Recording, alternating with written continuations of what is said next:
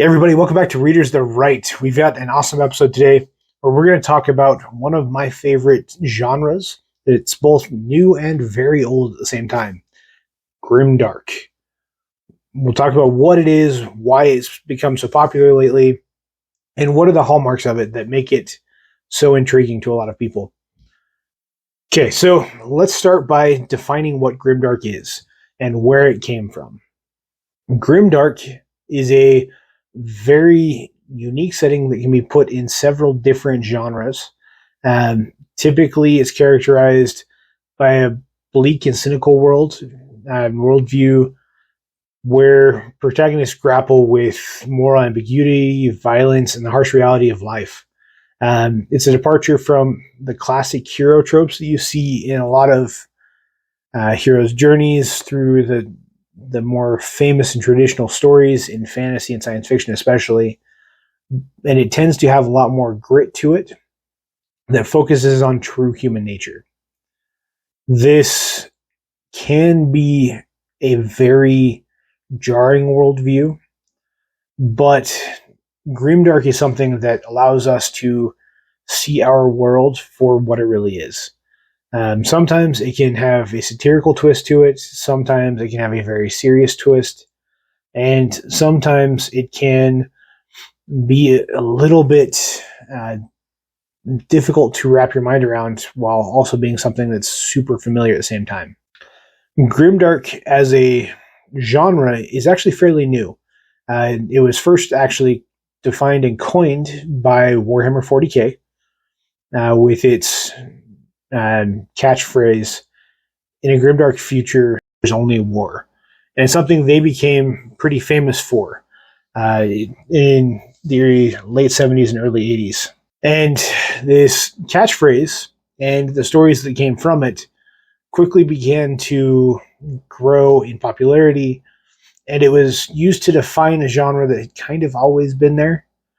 We see it in early literature in stories like The Man in the Iron Mask, where there isn't really a hero's journey, and it focuses on the actual reality of some of the things that happened.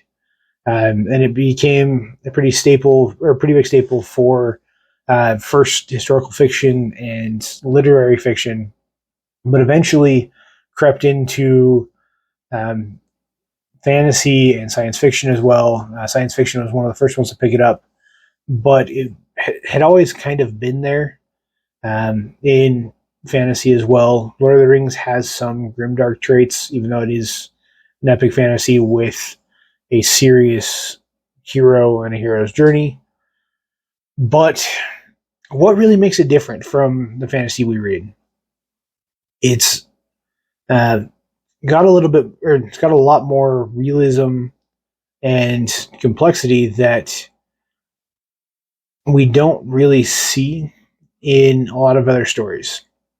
Now, one of my favorite ways to explain this is to compare and contrast Lord of the Rings versus Game of Thrones. Both are epic fantasies, both have fantasy settings, both have magic systems, and both have a journey that the protagonists have to go on in order to achieve their end goals. But if we look at some of the key elements of those stories, we can see where Grimdark differs from the more traditional fantasy. For example, if we look at the broad picture of the world building, in Lord of the Rings, there is a clear and definite bad guy, and there are clear and definite good guys. Not all of the good guys get along, but they are clearly the good factions. That line gets a little bit blurred in The Hobbit, and that's where some of the grimdark elements show up, where the dwarves and the elves and the humans are all kind of playing for their own means. And these are grimdark elements in the story. But if we look at Game of Thrones, while everyone loves the Starks don't always do the good thing. There are a lot of those groups that will do bad things for good reasons. Even the Lannisters do bad things for good reasons. And a lot of the stuff that everyone's doing in those environments means that there's not the Sam and Frodo and Gandalf. There's not Aragorn. There's not people of Rivendell that are clearly the good guys. It also means that there's not a clear bad guy. In Game of Thrones, everybody feels the Lannisters are the bad guys, but a lot of times you can relate. I found many times that I related to Jaime and what he was dealing with in his life. Not so much with Cersei, but that's more because she's very relatable and intentionally relatable to women and mothers. A lot of the women and mothers that I've talked to who have read those stories, while they don't agree with a lot of the things she did, they can understand a lot of the reasons why she did them. And that's something that I found fascinating. But in the same way, people understand Catelyn Stark, but she ostracized a kid throughout her entire time. And she pushed another one of her kids to rise up and basically attempt a coup that got him killed. She sent a couple of her daughters off to the wolves, fully aware that she was sending them off to the wolves. And it's a very unique frame set that puts real problems in front of people and puts them in more complex situations where the choice isn't right and wrong. The choice may be between three equally bad options, or options that the good option is still terrible, but the bad option is far worse. It's that level of complexity that drives the difference between a traditional fantasy versus a more grimdark story. And you can see this throughout all of Game of Thrones, where who you're rooting for may shift back and forth between a lot of different factions. For example, in several of the Game of Thrones books, I go back and forth about whether I like Stannis. He does a lot of good and tries to help a lot of people. And because of even like the health situation of his daughter, he goes out of his way to try and do the right thing. Yet then he turns around and encourages the destruction of the primary faith of his people and encourages even some level of genocide. And that's true about everyone. Robert Baratheon seems like a decent dude most of the time, but a lot of the stuff he does is very questionable, and it's things that I wouldn't be okay doing or being around. But he's one of the better guys, and that's true across the board. That level of complexity is things we see in real people and in situations that we really have to deal with on a day-to-day basis. The next hallmark of Grimdark is one of my favorites in all of books, and that is the subverted expectations. It doesn't mean your typical plot twist. It means that you don't expect it. It's not what you want to happen, but it happens anyways. There are several instances in the Game of Thrones, and I don't want to bring any of them up. A lot of them are major spoilers. But how book one ends is one of the best examples of this. It is a plot twist, but it's not what you expect to happen. The entire story builds to you believing that one thing's going to happen. And because the way fantasy books normally work, the main character is pushing towards this end goal and achieving everything over time and carefully weaving the webs of fate to turn into his favor, and everything falls on its head at the last possible second. And that's a lot of what we see in Grimdark. And that's honestly what we see a lot in life. Doesn't matter how hard we try, there will always be other factors that we never account for. It's why one of the most famous sayings in military, which I believe is attributed to Napoleon, is the best laid plans only survive or don't survive contact with the enemy. And that's because everyone else has plans too. And that's something that is often ignored or forgotten in a lot of fantasy. We see a little bit of it in Lord of the Rings, but we don't see it to a level that would be real. We see an army organizing and the initial attacks on Minas Tirith in Return of the King, and we see Saruman's armies moving in the Two Towers, but we don't see the level of complexity that would actually be happening. There would have been spies out and about. There would have been bounties and things like that on Frodo and his friends the second Mordor and Sauron knew who had the ring and where they were going. And we would have seen far more difficulties and far more run-ins with dangerous people than actually happened. And to be fair, that's not the point of the story. I'm just saying if Lord of the Rings were Grimdark, you would see a lot more of that. Because those subversions of expectations and those reality checks are things that are staples in a true Grimdark. We see this a lot in Warhammer 40k as well. As some of you may know, I'm a massive fan. You can kind of see one of my armies over my shoulder, as well as several Warhammer books over there just kind of under my shoulder as well. And in Warhammer, there are no good guys. There are good individual people. There are no good factions. Period.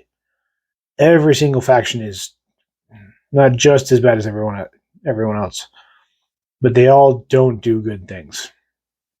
The galaxy has collapsed into a state of pretty much eternal war, where the only way you're guaranteed to survive is to fight and to win.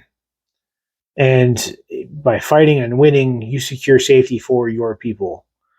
But there's always corrupting forces that are pushing to try and tear you down and trying to take away what you already have. Because of that, the lines on what people are willing to do have been long blurred. And this is why it's traditionally seen as the first official version of Grimdark. Because it was the first real story and world where they said, no, there is no good guy. There is no team good. You don't have the Allied faction from World War II running around here. Everyone's bad. Everyone does things that are not okay by any standard of today, or any of today's standards. But that's okay because we know that and we accept it. And it calls out the realities of what we're dealing with. There's things like religious extremism from multiple factions. You have blatant disregard for life from some factions. A lot of factions will just straight up destroy an entire planet because they can. Some factions have lines that they'll do that with, that if something crosses those lines, or if a threat is big enough from that planet, they'll do it. But the destruction of a planet, or as they call it, exterminatus, is thrown around far more liberally than it probably should be, or probably would be by today's standards. And that constant threat and that constant understanding is something that makes those stories absolutely fascinating. Because you have zero confidence that a character you like will not die in these stories. And if the more books they make it through, the more likely they are to die. And it is both heart-wrenching, but plausible and understandable and relatable on a level that it probably wouldn't be without that. It's something that I personally love to read, and I think most people should at some point. On top of that, Grimdark allows for exploration of various hard themes. Things like racism, sexism, the exploitation of peoples, uh, and many other themes can be readily explored in Grimdark in a way that can't be explored in any other form of literature. Because if you embrace the fully good in a faction, there's no way you can actually frame a situation up close and personal so you can understand the logic that leads to it and why it's not okay. One of the most common in Warhammer 40k is genetic manipulation. And there are several cases and several situations where things go terribly wrong because a scientist pushes things way too far. And that question is regularly brought up of where that line is and where is too far. And they do that with a lot of different things. Research, they do that with religion, they do that with a lot of different forms of science. And they address how the world could be twisted by these things going too far. We even see that in just standard everyday life. If you give up too much to the government, how far is too far? Or if you can keep too much of your freedoms, how far is too far? If you allow yourself to pursue your carnal desires, how far is too far? If you allow yourself to dive into knowledge and try to understand everything that exists, how far is too far? And those are all examples that directly refer to several different factions. The knowledge is the Thousand Sons. The carnal desires are the Emperor's children. And all of these different factions pull different directions into things that are staples of human life. Things like the desire for knowledge and lust and the desire for scientific discovery and to know what's out there and to know what exploration there is and the stability of religion are all key to human beings and who we are. And we need to define for ourselves how far is too far. And that question is one of the best parts of Grimdark. It allows us to question that without having to live it ourselves. We can look at, for example, the Adeptus Mechanicus, which are the mechanical engineers and scientists and inventors of the Warhammer 40k universe. But they've taken this to a point where they allow machinery and mechanisms to subsume themselves to the point where they've replaced a lot of their human traits and human features with mechanical, becoming this weird amalgamation of human and machine. And that question of how far is too far is readily available anytime you see the Mechanicum show up anywhere. And these themes are a staple and something that is not unique to Grimdark, but is better shown and better placed in Grimdark. And finally, it allows for a different level of diversity and inclusion that isn't fully achievable in the more standard literature. By allowing these different themes and these inclusions to take place, it allows more of these things to be shown. It can show the way certain groups are treated in a terrible extreme. It can also show how these people can be assets in terrible times. And it allows for a much broader, inclusive nature that can't always be shown in your standard fantasy. Because in a standard fantasy or standard science fiction, you're locked into the paradigms of the basics of your universe. And a lot of times, inclusion isn't something that happens in peaceful, happy times, unfortunately. And human beings tend to see the differences and the uniqueness of people when they have time to look around them. While that isn't the case as much in hard times. In hard times, people want people around them, and they don't tend to care about the little nitpicky things that are going on. And in a Grimdark universe, people don't care as much. When you're at war for as long as you are, people don't care if you're male or female. All they care is, can you fight? And if you can't fight, where are you important? And where can you help? They don't care what your sexual orientations are. They don't tend to care what your race is, unless your race is the primary race of the people we're fighting. And those things go away and allow people to mesh in a different way than is common in a peaceful, happy, successful world, which is another one of my favorite parts of Grimdark, because the things that make people unique both fade and stand out. So these are a lot of reasons why I like to suggest Grimdark. You don't have to make it your main read. They can be very hard reads. But if you do your best to at least pick one up and try and find one, I absolutely recommend it. Like I said, some of the big staples are Game of Thrones, anything by Joe Abercrombie, Tennyson, Grimdark. If you want something light to start with Brandon Sanderson's Mistborn. If you like sci-fi, Warhammer 40k, absolutely. Do the Founding, first book in the Gaunt's Ghost series. You will understand very quickly. There's a lot that happens there, but it's a very human story for how big and broad the Warhammer 40k universe is. But those are some of my big recommendations.